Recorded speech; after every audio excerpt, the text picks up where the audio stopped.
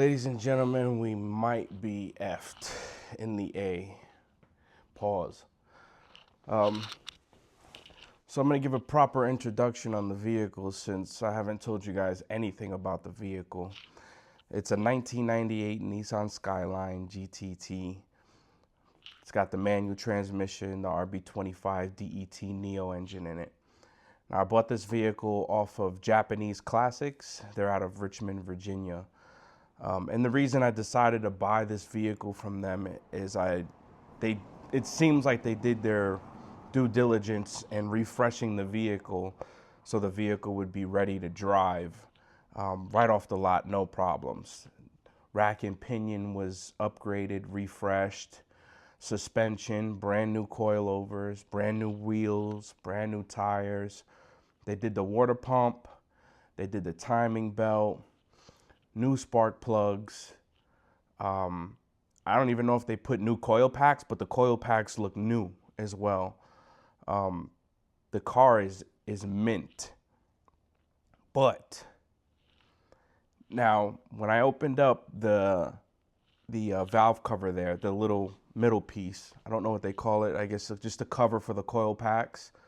And I looked at the spark plugs. I noticed that they were gapped at like 0.6, which is, they have the NGK spark plugs in there, the popular ones that everybody use. I can't remember the part number, but they come gapped at like 0.6 millimeters. I don't know what it is in like the inches, but on the gap tool it showed 0.6 millimeters, which this car is supposed to be gapped stock at like 1.1 millimeters because the car is not tuned.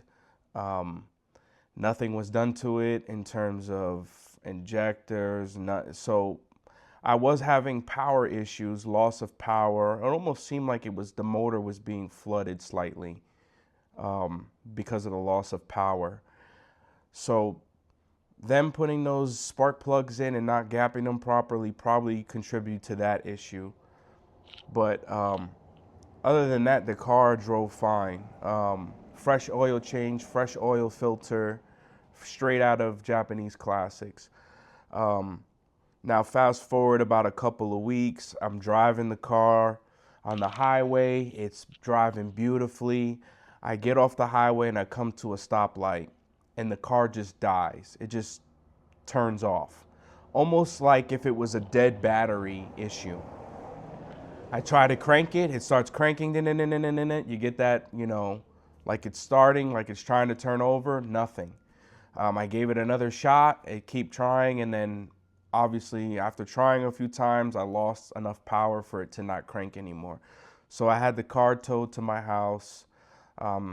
We thought it was the starter that went.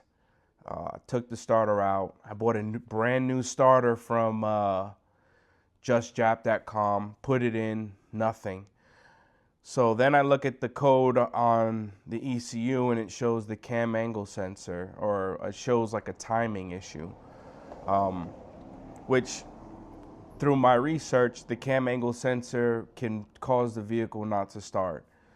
So put a brand new cam angle sensor in there, try to turn it with the new starter, and I get a click and no starting, no turnover. So after going through wiring, testing voltage to make sure I was getting enough voltage, no voltage drop, I mean, we ran through the works, minus turning the crank by hand. So we decided to turn the crank by hand. It turns 90 degrees and then it stops. Now, what the F could that be?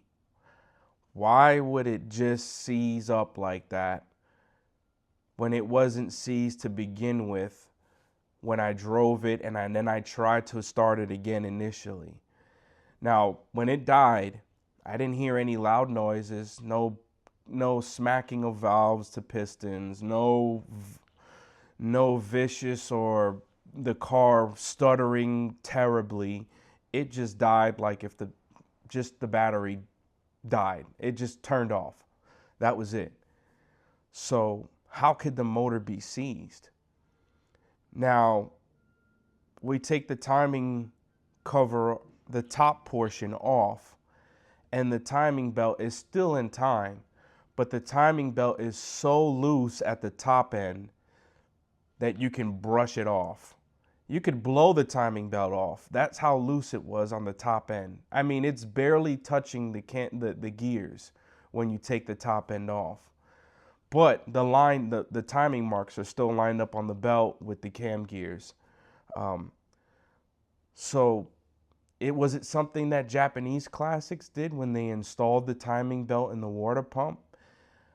I don't know at the bottom end. The timing belt still looks to be brand new. It doesn't show fraying. It doesn't show like it's torn anywhere.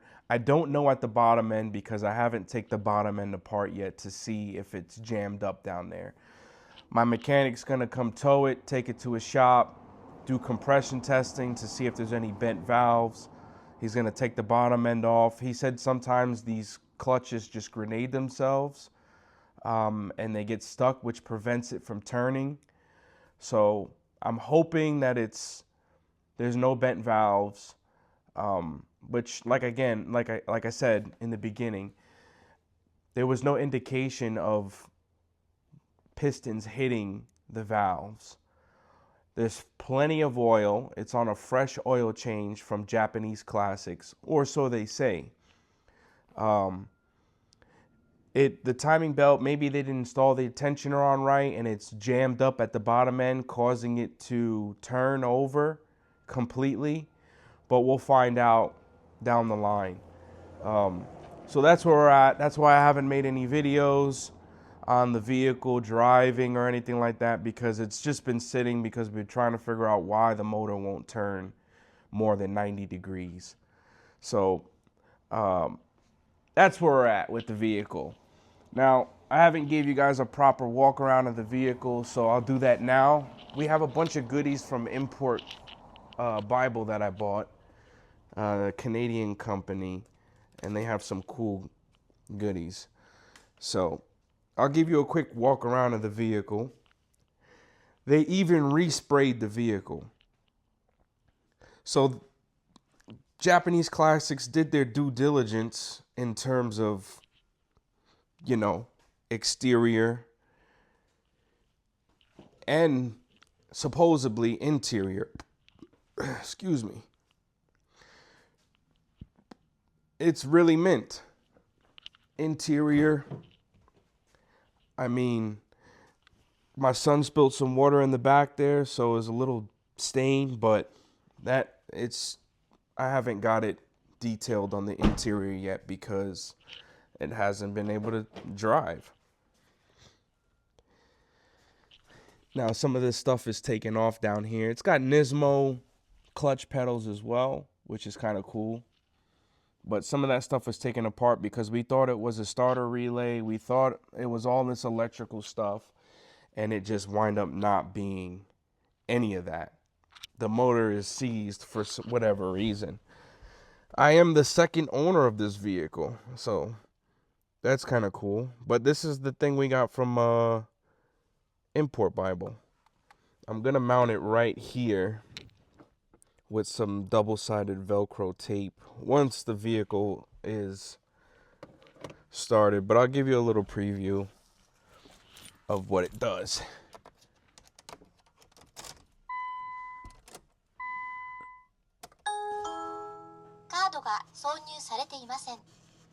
That's dope. I love this car, and hopefully it's nothing major. We do have a few other things. I go to the range too a lot. If you guys want to see some range videos, I'll show you that as well.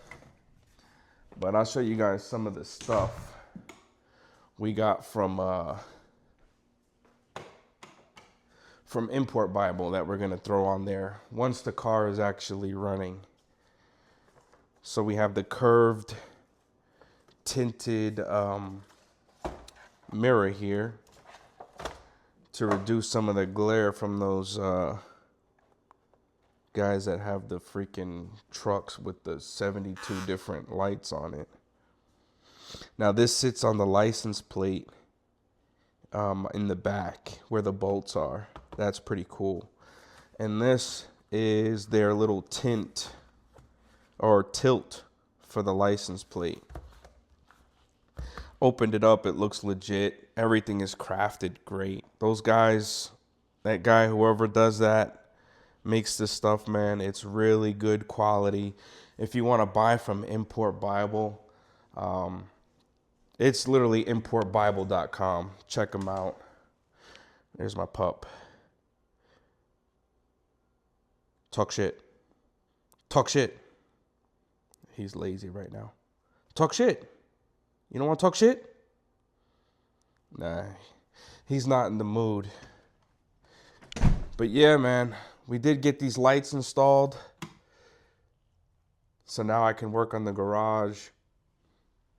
Work on the car in the garage because the garage is pretty dim. But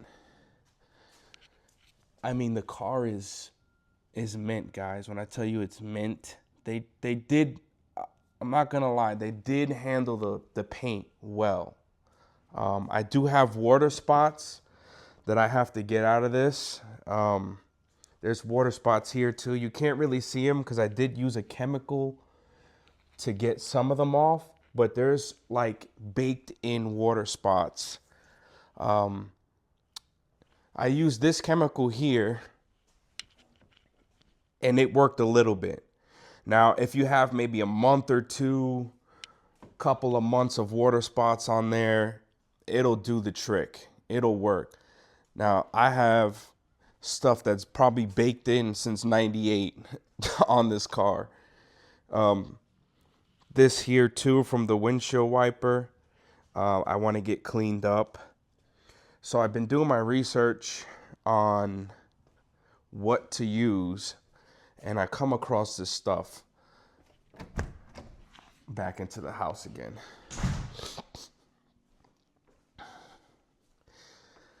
This stuff right here, I'm not even going to pretend I know how to pronounce that. Cerium oxide. But you mix it with a little bit of water, throw it on the windshield with these polishing pads, and it will polish, it will buff out all of that stuff. It'll get rid of the scratches, the light scratches. It will get rid of the water spots. So I have to do that on the front side and then also on the back. You can't really tell. You could kind of see him here a little bit, but I have to get that done. There's also some other stuff I'm going to do. I'm going to take this off, paint it. It's a little, oh, I just stubbed my toe. It's a little rusted, so I'm going to take it off, sand it a little bit, paint it. I am going to keep these the way they are because I think it adds character. A lot of people, I think, take them off and paint them or put new ones on, but I think it adds character to the vehicle, showing its age, and it doesn't look that bad. So we're going to keep that. This doesn't look terrible. I know you can buy brand new ones for these on justjap.com. Guys, if you have a R34 Skyline, I don't know specifically what else they sell, but justjap.com in Australia, they have everything for this vehicle, OEM stuff. So it's a little quick walk around. Show you guys the vehicle proper, as my Australian mates would say, proper. Here's the little water stain. My son decided not to close his water bottle all the way and spill water, and it just brought up dirt. But other than that, the seats are mint. I'm just gonna literally use an extractor. I have an extractor back there that has a water head on it, and we'll probably steam it and then extract all that stuff out of there, and it'll be new. Door cards are like mint. There's no cracking in any of the armrest at all.